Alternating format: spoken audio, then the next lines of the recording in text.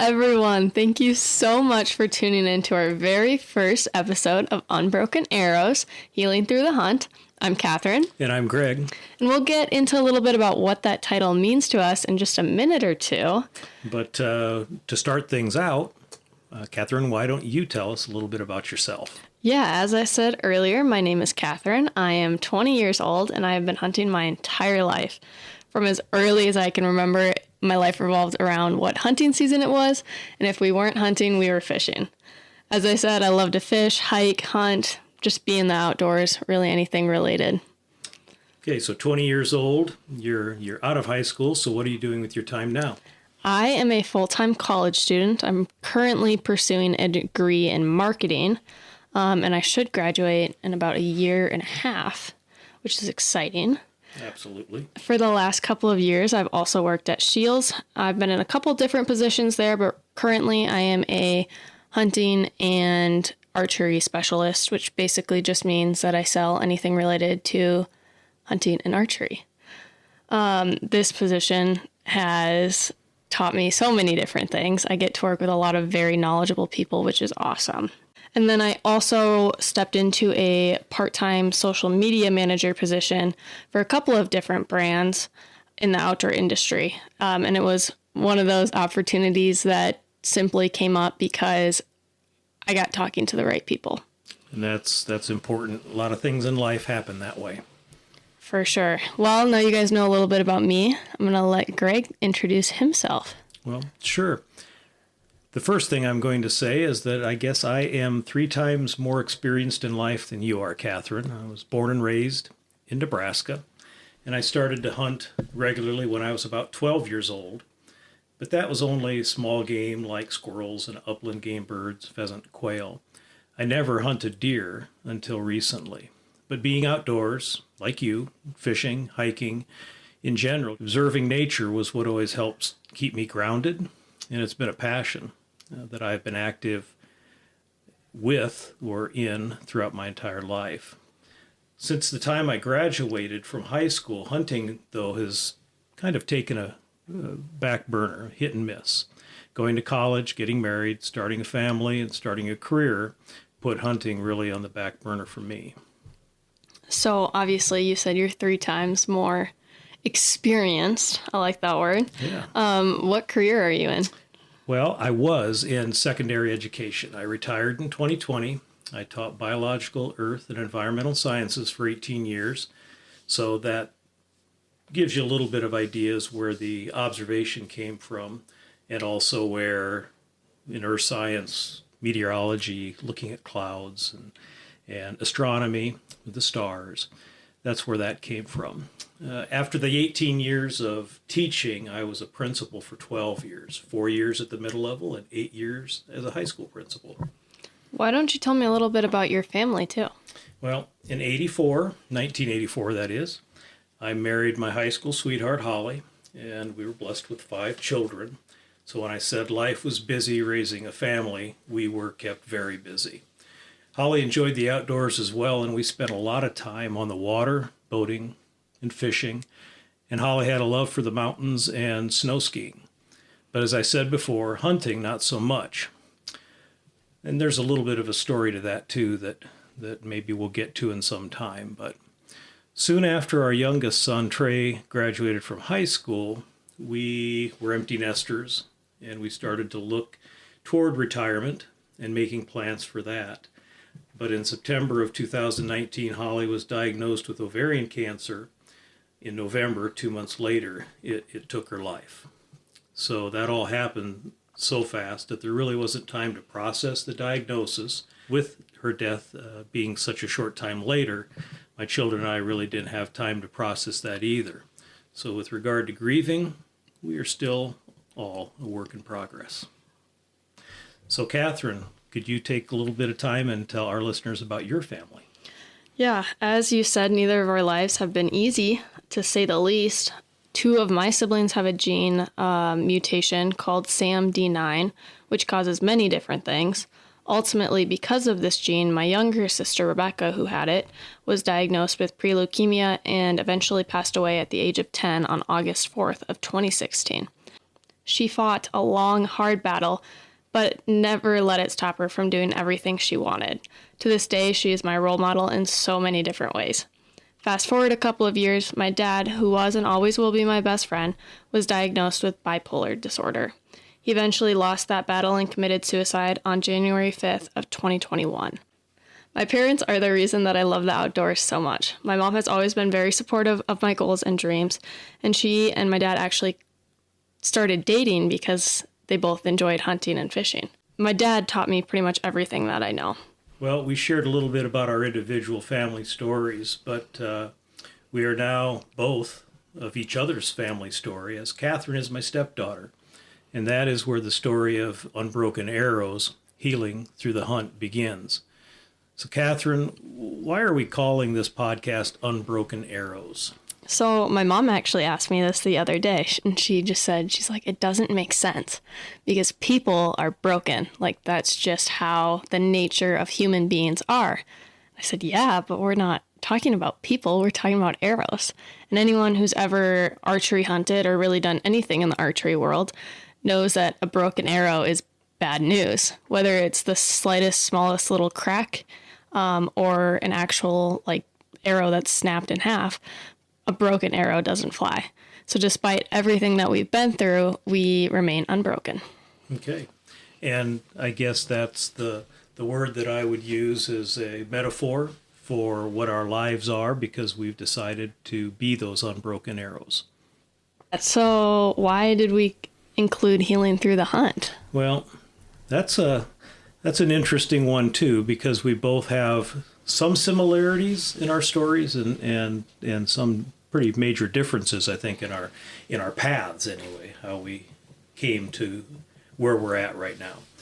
But for me, after Holly died, my son Alex actually introduced me to the show Meat Eater, which was streamed online, and that really started to rekindle my interest in hunting. And from that, I decided I'd like to hunt wild turkey, something that I've never hunted before. So in early 2020, I think it was, I bought a crossbow and started prepping for my first spring turkey hunt. No turkey, but I was hooked. The area where I was hunting was actually a friend of mine. He's actually a high school classmate of mine, gave me permission to hunt on his land. And toward the end of the turkey season, he asked, do you hunt deer?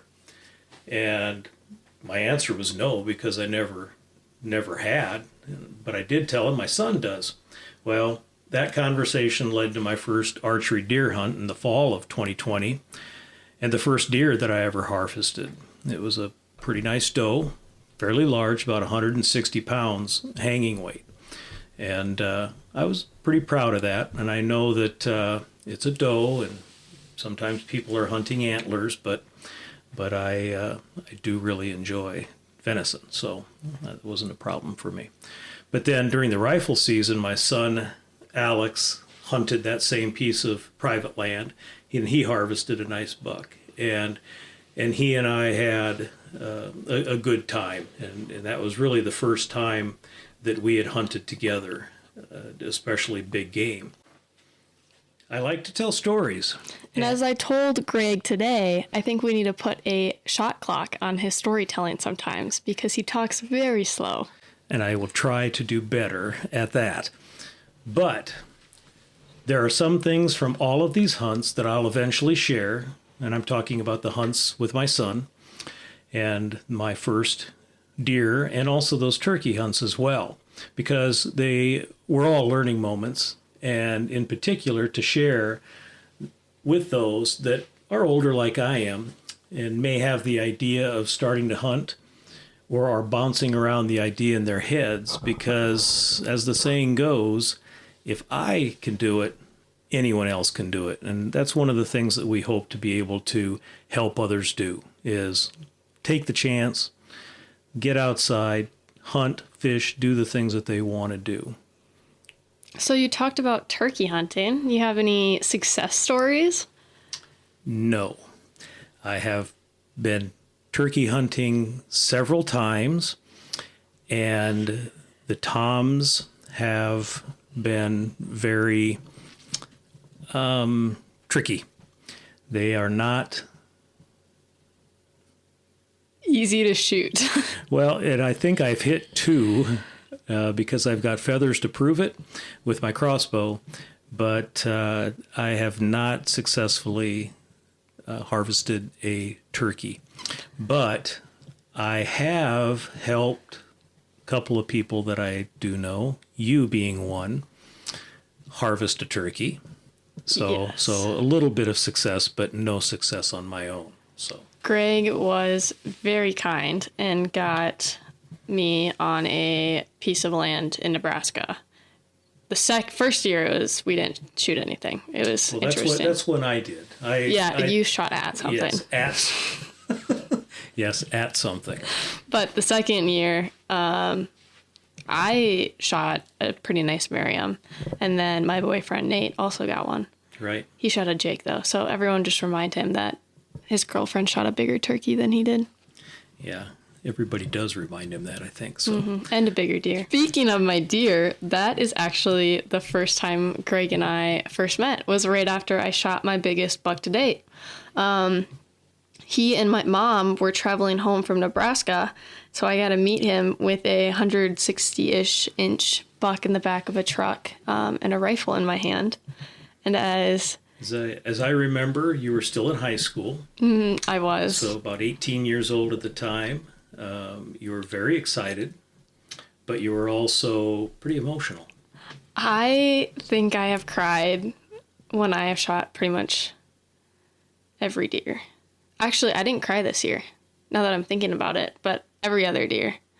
And I think I didn't cry this year because I had sat there for like an hour and a half waiting for Nate to finish archery hunting so that I could actually go. So it had already kind of settled. But yeah.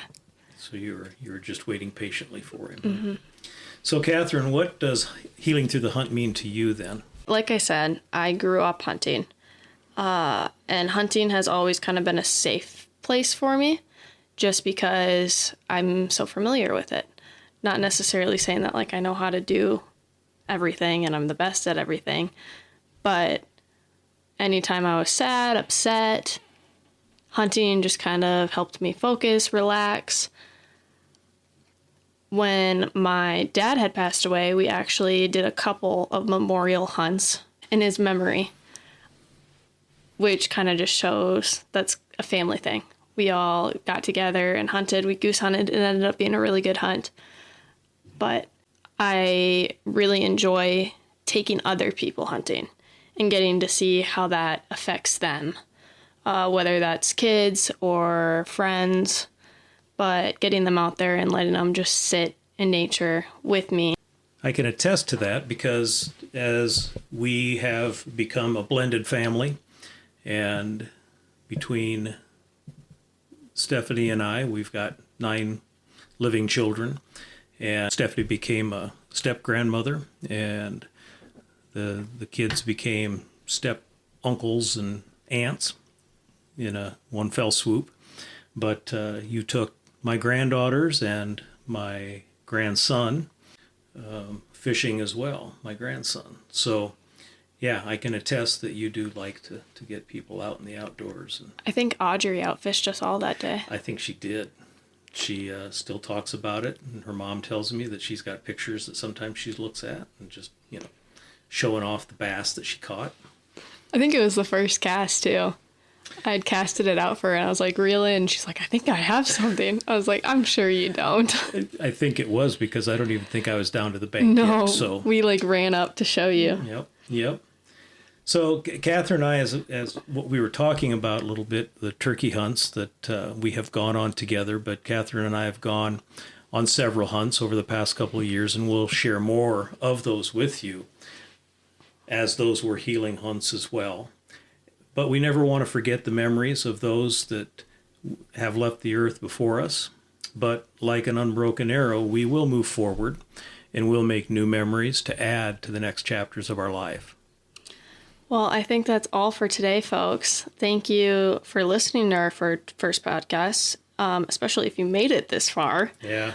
Thank you. We welcome your feedback. So please send us an email or leave a comment. The email is unbrokenarrowspodcast@gmail.com. And on our Instagram is Unbroken Arrows Podcast.